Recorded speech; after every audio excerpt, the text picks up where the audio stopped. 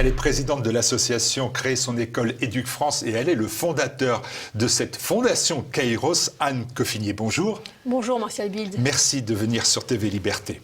Le 18 juin dernier est née la fondation Kairos, je l'évoquais à l'instant, pour l'innovation éducative, autour de l'ancien ministre Xavier Darcos et de vous, et avec des missions principales. Rappelez-nous en quelques mots ces missions. La Fondation Kairos cherche à soutenir l'innovation éducative en s'appuyant sur la liberté d'enseignement, qui est le meilleur vecteur de l'innovation. Et de manière très concrète, elle soutient les écoles libres, mais aussi les projets périscolaires, ou ça peut être des sites internet, ça peut être des innovations diverses dans le champ éducatif. Et puis, elle fait un travail intellectuel à travers des colloques, des conférences. Et par ailleurs, elle remet des prix et des bourses d'études à des chercheurs ou des professionnels de l'enseignement pour les mettre à l'honneur, parce que l'enseignement est un domaine où finalement les gens les plus brillants, les plus dévoués, les plus efficaces ne sont pas toujours reconnus à leur juste mesure. Vous avez décidé de mettre en place autour de vous un conseil scientifique. Les conseils scientifiques n'ont plus la cote actuellement, pourtant vous avez considéré que c'était nécessaire. Oui, alors nous sommes accueillis dans le prestigieux Institut de France, donc, dont le chancelier est Xavier Darcos. Et c'est merveilleux parce qu'il y a les 5 académies fondées à l'époque royale, et ces 5 académies sont riches de gens extraordinaires. Et donc il aurait été absurde de ne pas s'appuyer sur cette intelligence. Et nous avons adjoint à ces académiciens, qui sont de grands spécialistes de chaque domaine scientifique, des gens issus de la société civile hors académie. En France, à l'étranger, par exemple Mathieu Bocoté, Jacques Delplat. Donc il y a des économistes, il y a des sociologues, il y a l'ancienne directrice de l'école normale de la rue d'Ulm. Donc il y a des gens de différents milieux qui viennent apporter leur regard pour dire attention sur l'éducation, ça c'est vraiment important et voilà comment je peux vous aider. Et là, vous avez fait à la mi-octobre, il y a quelques jours, à l'Institut de France, donc un colloque pour réfléchir à ce que l'école peut faire pour lutter contre le séparatisme islamiste. On voit bien que malheureusement, c'est totalement dans l'actualité, oui. Avec la tragédie quelques jours après, après votre colloque. Et parmi les intervenants, j'ai vu Jean-Pierre Aubin, qui a été sûrement un des premiers à évoquer l'importance de l'islamisation dans l'école dès le début des années 2000. Et à votre colloque, il a dit une chose qui me paraissait importante. Il a fallu attendre 2015, c'est-à-dire 12 ans, 15 ans après avoir lui-même annoncé ce phénomène-là et les politiques de l'avoir fait largement avant. Il dit qu'il a fallu attendre 2015 pour qu'on désigne enfin, qu'on nomme l'ennemi. Tout à fait. On voit bien qu'il y a eu le premier livre, Les territoires perdus de la République, puis ensuite le rapport Aubin en 2004. Ce rapport Aubin a été étouffé parce que finalement est tombé au même moment la loi interdisant le voile. Et du coup, de certaine manière, on s'est dit, le problème est traité, il y a la loi qui interdit le voile. Alors qu'en fait, c'était quand même un constat, et c'était un problème qu'il fallait poser sérieusement à ce moment-là, donc ça a été étouffé. Puis le problème n'a fait qu'empirer, et c'était plus ou moins c'était mis sous le boisseau. Et avec les attentats de 2015, là par contre, il y a vraiment eu une remontée systématique de ce qu'on appelle les atteintes à la laïcité. Alors c'est un vocabulaire un peu vague, mais ça veut dire qu'à chaque fois qu'il y a des vrais accrochages, ça remonte. Donc cette année, par exemple, il y a eu à peu près 950 atteintes à la laïcité qui ont été signalées depuis les professionnels de l'éducation nationale jusqu'à Paris, à la centrale. Lors de ce colloque qui s'est fait donc en vidéo pour les raisons sanitaires, mais aussi, comme on dit maintenant, en présentiel, en présence des personnes, vous avez fait un peu la liste, vous avez listé cette montée de l'islamisation dans les écoles publiques par des actes concrets. Comment juge-t-on de cette montée de l'islamisation? Qu'est-ce qu'on prend en compte? Alors, il n'y a pas un système très précis de critères, justement, c'est un des problèmes. Mais enfin, les différents conférenciers, que ce soit Aubin, que ce soit Éric Diard, le député, ou d'autres avec lesquels nous avons discuté, comme François Pupponi, qui a été retenu au dernier moment, mais qui est un député socialiste qui a bien décrit la radicalisation des services publics aussi. Il y a plusieurs éléments assez clairs. Par exemple, il y a le fait que les femmes ont tendance à être dénigrées. En tant que professeur, une femme, elle ne peut pas tout demander. Ensuite, il y a des pans entiers du programme qui sont inabordables. La Shoah, la question de la guerre d'Algérie, la question de l'islam, qui est abordée en 5e et dans différents moments. En philosophie, la question de l'existence de Dieu. En SVT, tout ce qui est le rapport au corps.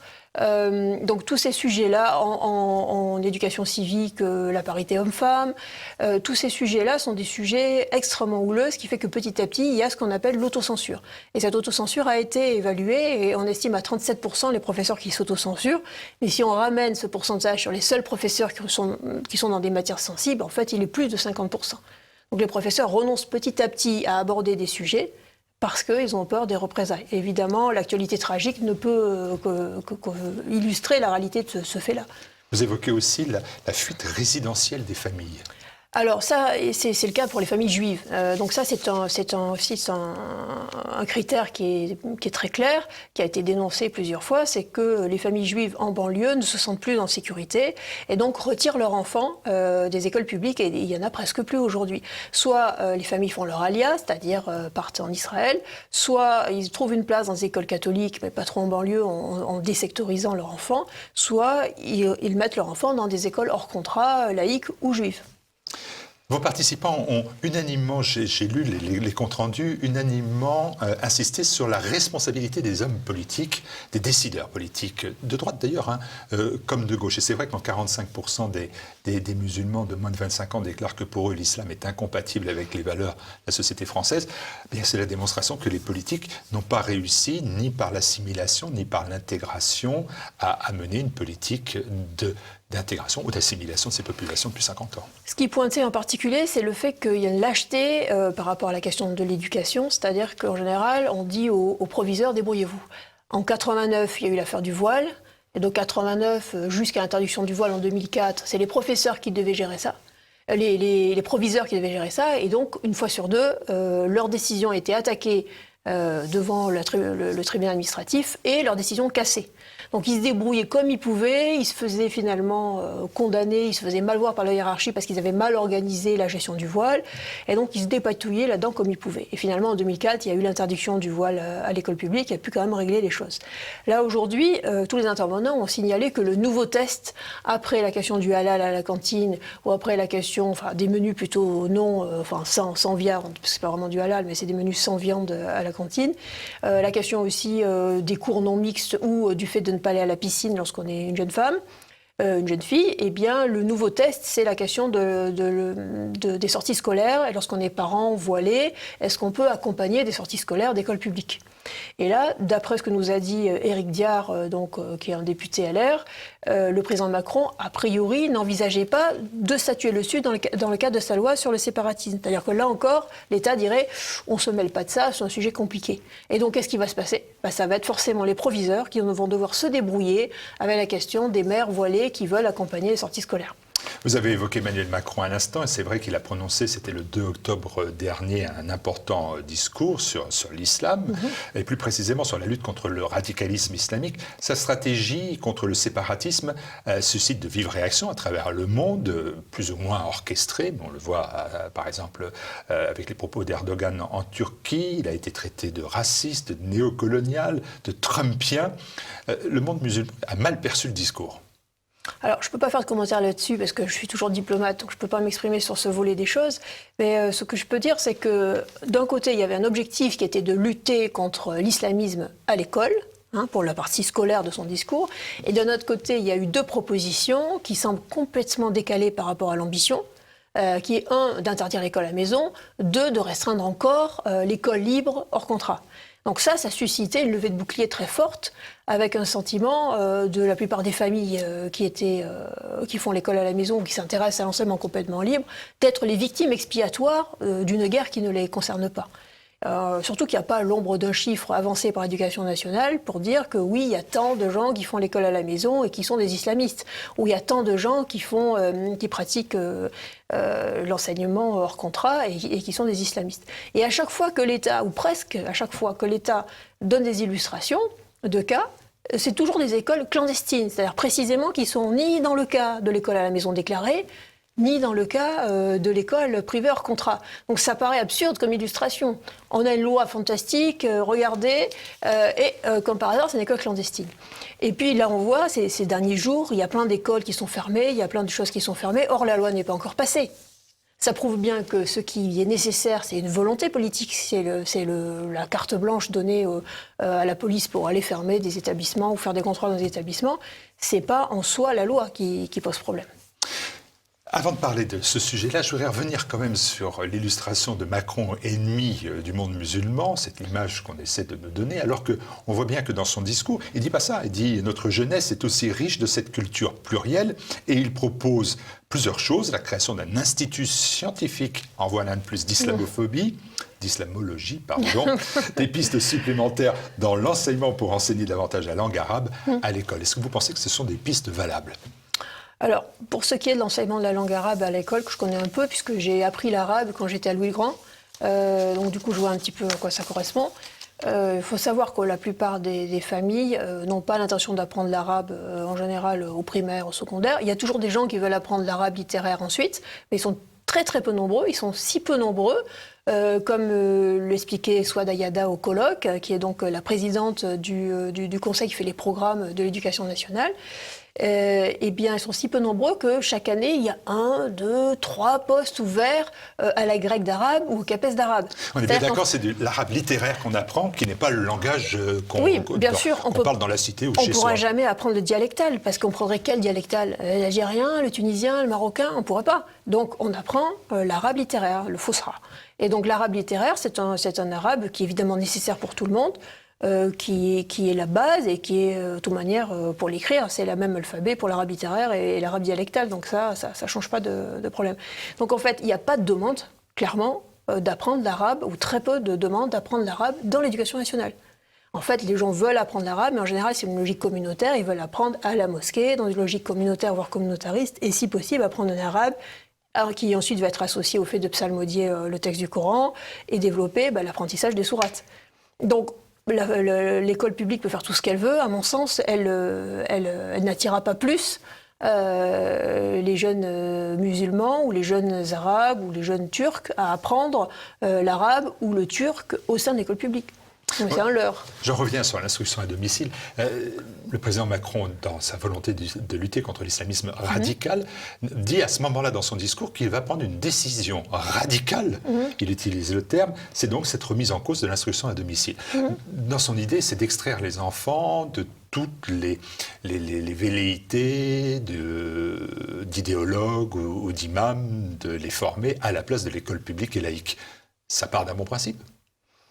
Je pense que ça part surtout d'un mauvais diagnostic de la situation. Aujourd'hui, il y a des familles qui retirent leurs enfants de l'école publique ou qui ne les y mettent pas du tout. Et il y a pas mal d'enfants qui sont finalement indéterminés. On ne sait pas trop où ils sont, on ne sait pas très bien combien ils sortent. Et puis il y a aussi toutes les familles qui n'ont pas de statut civil déclaré. Avec tous les clandestins, il y a plein d'enfants qui sont là, dont on ne sait pas très bien quel est leur nom, quel âge ils ont, s'ils sont scolarisés. Bon. Donc face à cette réalité-là, dire on va arrêter l'école à la maison, déclarer. L'école à la maison, il faut voir ce que c'est. C'est un régime organisé dès la loi Ferry de 1882, tout à fait organisé par l'État, où il y a une inspection par an, et par l'éducation nationale, et une inspection tous les 2 ans par la mairie, avec un suivi. Donc il y a tous les moyens de repérer les gens qui ne jouent pas le jeu et de les rescolariser d'office. La question plutôt, c'est pourquoi certaines familles ne sont jamais inspectées ? Pourquoi, alors que certaines familles ne font pas le travail, par exemple par correspondance, pourquoi ces familles-là ne sont pas rescolarisées d'office ? Là encore une fois, le problème c'est l'application de la loi, c'est le courage dans l'application de la loi, beaucoup plus que le fait de changer la loi. Excusez-moi, juste une chose. Lorsqu'on a parlé de ça, lors du colloque, il y avait 2 députés, un député et puis une élue valsiste qui disait non mais c'est très bien, il faut interdire l'école à la maison. Et dans le même temps, il disait mais ne nous l'aurons pas, ça se traduira par l'explosion des écoles clandestines. Donc d'un côté, on dit non, c'est très bien, il faut interdire l'école à la maison, parce qu'on ne sait pas où sont les gens, donc il faut interdire l'école à la maison. Vous voyez la logique ? Et tout le monde disait, dans le même temps, ça va se traduire par l'explosion de l'école clandestine. Donc on se fait plaisir en disant, on va sévir, on va interdire l'école à la maison, on va interdire l'école hors contrat, parce que ça fait le jeu de l'islamisme. Et dans le même temps, tous les connaisseurs du terrain disent, ça va être l'explosion des formes clandestines d'éducation. Mais en quoi c'est bien de défendre l'instruction à domicile ? Pourquoi vous défendez cette notion-là ? C'est une liberté fondamentale, c'est une liberté constitutionnelle, et puis j'ai envie de dire c'est une liberté de bon sens. Quand vous avez un enfant qui ne va pas à l'école publique, pour une raison X ou Y, une phobie scolaire, il a été harcelé, il a été malade, il est précoce, il fait beaucoup de musique, vous déménagez souvent, vous avez un travail itinérant, c'est un gamin qui est passionné et qui travaille très bien tout seul, il n'a pas besoin de suivre un rythme collectif lent.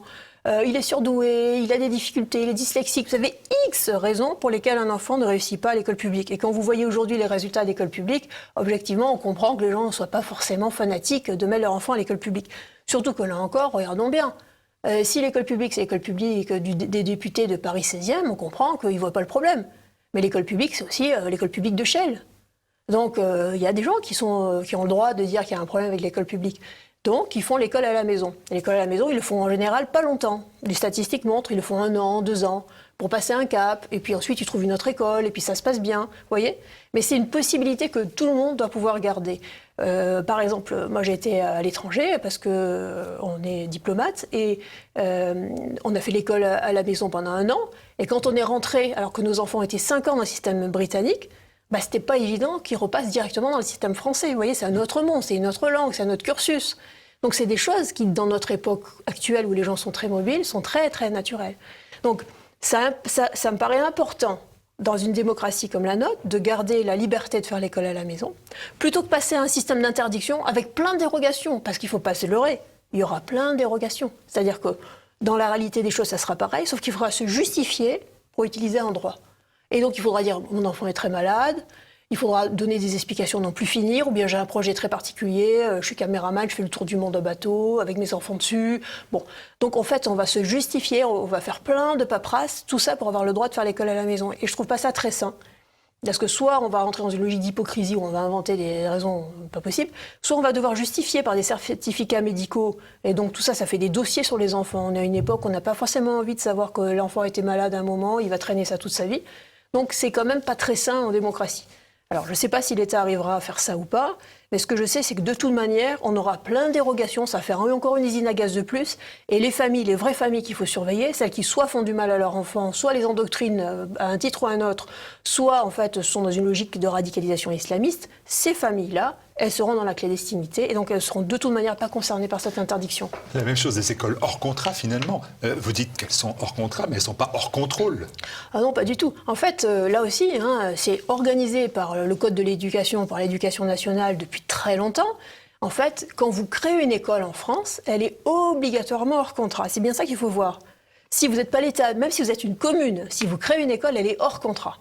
Au bout de 5 ans, vous pouvez demander à ce que les classes passent sous contrat. En général, on vous dit qu'il n'y a pas le temps, ou bien que l'État ne veut pas, parce que ça ferait concurrence à l'école publique d'à côté. Enfin bref, c'est compliqué ensuite d'obtenir le sous-contrat. Et ce que je veux dire, c'est que c'est n'importe quelle création, donc, comme dans n'importe quelle association, n'importe quelle entreprise, vous créez, vous êtes sous le régime hors contrat. Donc c'est normal qu'il y ait cette vitalité en France, c'est normal qu'il y ait des écoles Montessori, c'est normal qu'il y ait des écoles bilingues, c'est normal qu'il y ait des écoles avec un temps partiel en sport ou en musique. C'est la vitalité normale d'une société de créer des écoles, vous voyez. Pourquoi il y aurait un seul modèle ? Les enfants sont variés. Il y a des écoles par exemple spécialisées pour les enfants dyslexiques ou des écoles qui ont une pédagogie de projet très adaptée aux enfants à haut potentiel. Pourquoi se couper de toute cette vitalité qui finalement correspond à une soupape de sécurité aussi pour le système public. Alors là, l'État dit on va encore renforcer. Mais là encore, je viens renforcer tout ce que vous voulez. Vous avez tellement renforcé, qu'est-ce que vous voulez faire de plus ? Qu'est-ce que vous dites à Emmanuel Macron ? Vous dites touchez pas à l'école hors contrat ? J'ai envie de dire surtout inspecter. Inspecter et tirer les conséquences lorsque vous trouvez que ça ne va pas. Plutôt que de rajouter toujours des couches. Ça, c'est de la politique politicienne. C'est montrer qu'on va sévir. Alors, on va sévir, on va interdire l'école à la maison, on va inspecter et renforcer de tous les côtés l'école hors contrat. Mais il est où le problème ? Aujourd'hui, il est à l'école publique. Où est-ce qu'elle s'est fait décapiter, le professeur ? Où est-ce qu'il s'est fait décapiter devant l'école publique ? J'ai envie de dire... Est-ce que les résultats dans les écoles hors contrat, vous avez quand même ça aussi, cette vision globale de ces écoles hors contrat, est-ce qu'on y travaille aussi bien, mieux, moins bien que dans l'école publique ? La plupart des écoles hors contrat sont excellentes, en ce sens qu'elles traitent 2 types d'enfants. Soit des enfants qui sont vraiment très exigeants et qui sont prêts à énormément travailler, qui travaillent beaucoup plus qu'à l'école publique, et ça fait vraiment des élites intellectuelles très très préparées. Soit ce sont des enfants qui justement ont des difficultés à l'école Et donc les écoles hors contrat, comme les boîtes à bac d'antan, en fait font travailler ces enfants, les accompagnent, les mettent en confiance, leur font répéter pour qu'ils arrivent à obtenir quand même des diplômes et une scolarité réussie. Alors que livrés eux-mêmes à l'école publique, ils auraient peut-être eu leur bac à force de redoubler, mais enfin ils n'auraient peut-être pas eu des bases bien faites. Donc en fait, dans les deux cas, ça sert à remplir une vraie mission de service public en réalité. Et de toute manière, lorsque les gens paient pour quelque chose, qu'ils font des sacrifices, c'est bien qu'ils voient quand même un résultat. C'est tellement simple de laisser son enfant dans le système public gratuit. Il y a le public, il y a les écoles hors contrat, il y a les écoles non publiques qui sont sous contrat. Qu'est-ce qu'on fait de celles-là? Est-ce que tout leur contrat a vocation à devenir sous contrat? Est-ce que ça serait une solution ou est-ce que vous seriez tenté de dire que plutôt que tout ce qui est sous contrat devrait passer hors contrat? Est-ce que ce sont des oasis de culture? Dans le sous-contrat, il y a tout, mais le sous-contrat est très aligné sur l'école publique. Donc c'est les mêmes professeurs, les mêmes programmes, les mêmes volumes horaires, les mêmes inspecteurs, les mêmes formations de professeurs. Donc la différence, elle est avant tout sociologique. Elle est aussi dans la gestion plus fine qu'a le directeur d'établissement, qui arrive quand même à mieux tenir sa boutique globalement que dans l'éducation nationale. Donc pour moi, il faut garder cette diversité. Il y a l'école publique, c'est très bien, c'est très nécessaire. Il y a l'école privée sous contrat, c'est très bien. Il y a l'école innovante, celle qui ouvre et qui développe de nouvelles choses, qui est hors contrat. Et puis il y a l'école à la maison. Et moi, il me semble qu'au contraire, la nation devrait dire chaque enfant a droit à un choix. Aujourd'hui, la vraie égalité des chances, elle passe par le choix, la possibilité d'accéder à l'école qui vous convient, au mode de scolarisation qui vous convient. Et donc, à mon sens, le progrès, c'est plutôt de financer l'égal accès de chaque enfant à l'école qui lui convient, plutôt que d'interdire cette diversité. Parce que sinon, ça se passera comme dans l'Union soviétique. Vous interdisez les élites, mais vous avez quand même des écoles de la nomenclatura. Vous avez toujours des systèmes de contournement mis en place par les élites. Aujourd'hui, si vous demandez aux députés de l'Assemblée nationale où ils scolarisent leur enfant, si vous les forcez à déclarer où ils scolarisent leur enfant, vous aurez plus de 50% qui vous diront qu'ils scolarisent leur enfant dans le privé, quand c'est pas dans le privé hors contrat, ou quand c'est pas à l'étranger. Donc c'est quand même fort de café, hypocrite et insupportable d'avoir des gens qui mettent eux-mêmes leurs enfants dans le privé, mais qui vous expliquent qu'à vous, le bon peuple, vous devez mettre vos enfants impérativement à l'école publique. Mais est-ce que c'est pas hypocrite non plus, Anne Coffinier, de prôner la diversité pour les écoles hors contrat et puis de dire quand il y a des écoles musulmanes, ça c'est pas possible? Non, mais c'est pas ce que je dis. Les musulmans, que je sache, l'islam n'est pas interdit en France. Et les musulmans, en tant que parents, ils ont bien droit à fonder des écoles conformément à leur foi. Surtout que quand ils habitent, encore une fois, dans des endroits où l'école publique est dans un état de déshérence totale, ils ont même le devoir de se prendre en main et de réagir et de faire quelque chose pour leurs enfants. Alors on ne peut plus éviter la radicalisation? Non, pas du tout. Je veux dire, simplement, c'est à l'État de fixer ce qui est acceptable et ce qui ne l'est pas. Qu'est-ce qui est acceptable dans une école publique ? Qu'est-ce qui est acceptable dans une école privée, par exemple musulmane, et qu'est-ce qui ne l'est pas? Aujourd'hui, ce travail n'est pas fait. Regardez, encore hier, il y a eu une école qui a été fermée. Elle a été fermée pour des raisons de non-respect des normes ERP, donc les normes d'accessibilité du public. Peut-être qu'il y avait un tuyau qui était mal fermé, ou la marche qui était trop haute, ou la porte qui n'avait pas de système anti-pince-doigt. Tout ça, c'est de l'hypocrisie. Alors que la raison pour laquelle la structure a été fermée, c'est parce que les jeunes filles étaient invitées à être voilées avant même d'être pubères. Et que donc, on disait aux jeunes filles, paraît-il, dans cette institution, que si tu n'es pas voilée, tu iras en enfer. Donc, tant qu'on n'aura pas une loi, tant qu'on n'aura pas une volonté politique pour dire c'est pas normal qu'on dise à des jeunes filles de se voiler et que si elles ne se voilent pas, elles quittent quasiment l'humanité. Et c'est à ce titre-là qu'on ferme cette structure. Vous voyez, c'est à ce niveau-là de non-hypocrisie qu'on doit arriver. Aujourd'hui, on ferme des structures parce que les WC ne sont pas aux normes. C'est pas possible. Quelles sont les pistes réelles de redressement? Le sociologue québécois Mathieu Bock-Côté, qui intervenait dans votre colloque, et qui est membre du conseil scientifique aussi, a proposé devant les participants que l'école renoue avec cet héritage, je le cite, de civilisation, auquel elle n'aurait jamais dû renoncer. Est-ce que c'est ça la piste? Toute la thèse du colloque, c'était de dire que si l'école est amoureuse de la culture française classique qu'elle transmet avec passion, si cette école est ambitieuse intellectuellement, si elle invite à aimer la France en montrant en quoi elle mérite d'être aimée, ça sera probablement le meilleur antidote à ce système d'élitement absolu de la société. C'est quand même avant tout un vide ontologique et c'est quand même avant tout notre haine de nous-mêmes qui ouvre l'espace, qui permet aujourd'hui l'endoctrinement des jeunes qui sont radicalisés par les courants islamistes. C'est cette haine de nous en permanence. Vous prenez par exemple le cas de l'histoire de la décolonisation ou l'histoire de la guerre d'Algérie. Si vous n'enseignez pas avec un peu de finesse et de complexité ce qui s'est passé, des deux côtés. Comment on est arrivé là? Comment à un moment donné tel choix a été fait? Qu'est-ce qui s'est passé avec les harkis?